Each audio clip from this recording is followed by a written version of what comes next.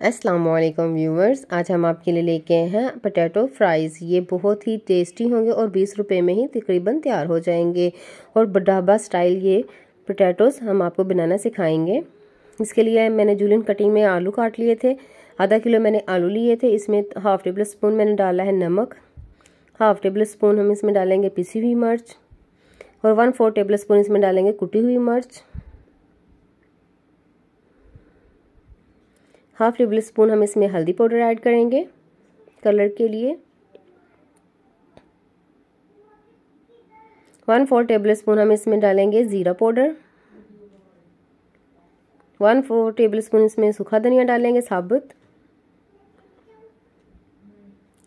1/4 table spoon हम इसमें डालेंगे सूखा धनिया पिसा हुआ।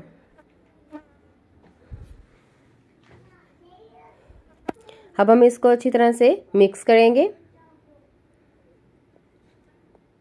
ये बनाने में जितनी इजी है खाने में उतनी ही ज़्यादा टेस्टी है और बाहर से कुछ भी खाने की अब ज़रूरत नहीं। आप घर में भी तैयार कर सकते हैं बाहर जैसे टेस्ट के पकोड़े।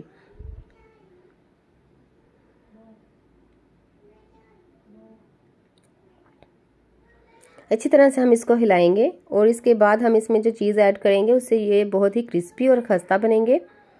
इसमें हम ऐड करेंगे मैदा। 4 टेबल स्पून हम इसमें मैदा ऐड करेंगे।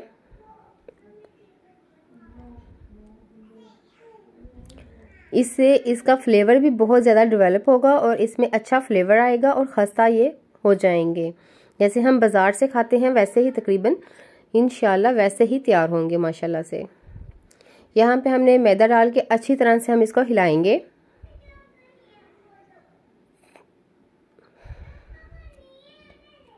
यहाँ पे हम 2 से 3 टेबल स्पून इसमें पानी ऐड करेंगे।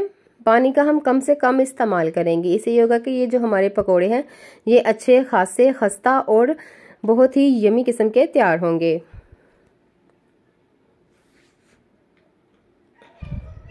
हमें बिल्कुल लाइट से इसके ऊपर कोटिंग चाहिए।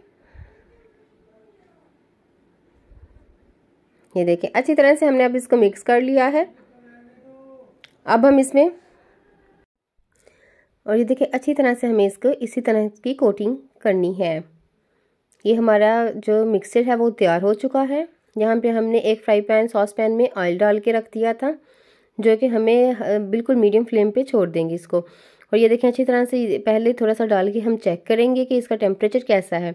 अब हम इसमें थोड़े से हाथों की मदद से बिल्कुल थोड़े थोड़े करके हम इसमें एक एक आलू करके ऐड करेंगे। उससे ये ज़्यादा क्रिस्पी बनेंगे और खाने में भी टेस्टी लगेंगे।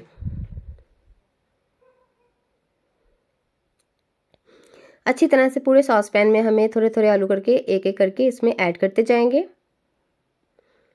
तकरीबन 3 से 4 मिनट हम इसको उसी साइड पे पकने देंगे। उसके बाद हम इसकी साइड चेंज करेंगे और ये देखें कितने अच्छी तरह से ये क्रिस्पी से तैयार हो रहे हैं। और 3 से 4 मिनट हम दूसरी साइड से इसे पकने देंगे। और ये देखें माशाल्लाह से हमारे पकोड़े अच्छी तरह से तैयार हो चुके हैं। 4 से 5 मिनट में हमारे पकोड़े अच्छे खासे माशाल्लाह से तैयार हो जाएंगे। ये देखें बिल्कुल हमें ऐसा ही टेक्सचर चाहिए था इसका। अब हम आपको डिश आउट करके दिखाते हैं। इसके साथ ही अगर आप हमारे चैनल पर न्यू हैं तो please subscribe my channel and more tips के लिए मेरे चैनल पर विजिट करें जिस पे आपको इजी टू कुक रेसिपीज़ मिलेंगी। अपना ख्याल रखिएगा और दुआओं में याद रखिएगा और मेरे चैनल पर ज़रूर विज़िट कीजिएगा। अल्लाह हाफिज़।